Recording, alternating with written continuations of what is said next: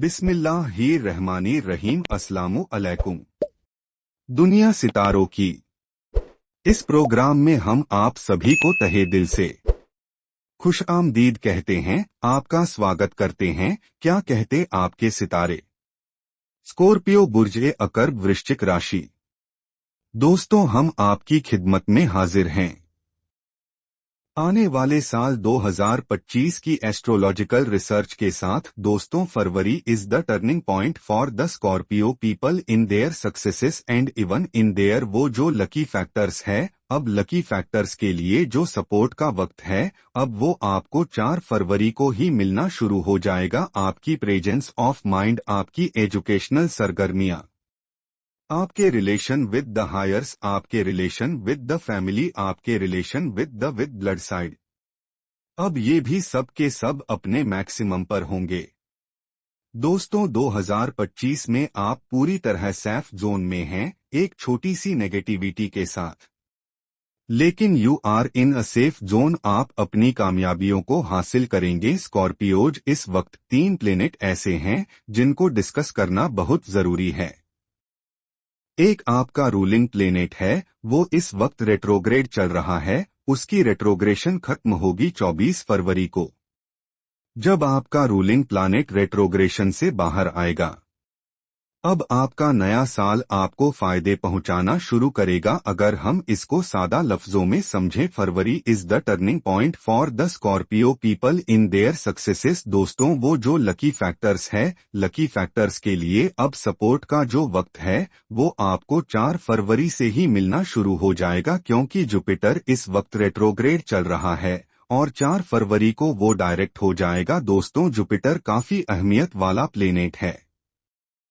Jupiter इस वक्त 8th angle पर है। ये कुछ महीने इस साल 8th एंगल पर रहेगा। अब 4 फरवरी को डायरेक्ट और पॉजिटिव हो जाएगा।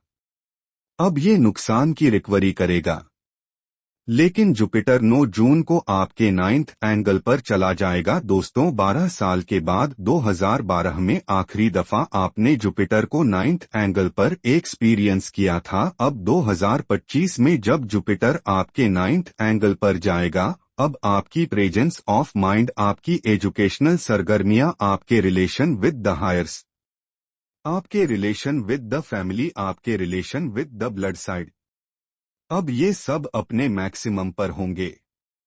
अब आपके प्लास एक्यूरेट बनेंगे।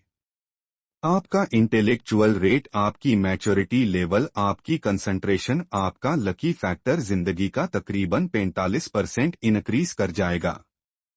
अब जुपिटर पहले कुछ महीने नुकसान की रिकवरी की वजह बनेगा 8 जून तक, फिर 9 जून को जब वो आपके 9th एंगल पर जाएगा, ये अब आपकी माइंड स्किल्स की वजह बनेगा और related to mind skills all fields development की तरफ जाएंगे। जैसे चाहे सीखना हो, चाहे सिखाना हो, डिसीजन हो, नॉलेज हो, लर्निंग स्किल सब इंक्रीज करेगी। दोस्तों, एक इवेंट हमने बताया, जुपिटर 4 फरवरी को अच्छा रहेगा।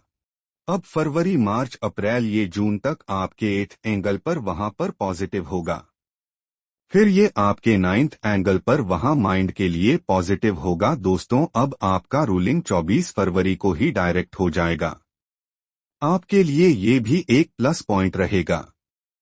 अब आते हैं सैटर्न की तरफ। सैटर्न इस वक्त आपके 5th एंगल पर है। By astrological rules it is an ideal angle. ये 30 साल के बाद 5th एंगल पर आया था। अब 2.5 साल इसने 5th एंगल पर गुजारे हैं बाय वेस्टर्न एस्ट्रोलॉजी। अब ये 25 मई 2025 को ये आपके 6th एंगल पर चला जाएगा। अब रूल्स के मुताबिक 6th एंगल पर सैटर्न नेगेटिव होता है। It creates some resistances, some delay of rewards, some sensitive physical health, some type of relationship crisis, struggle, penalty।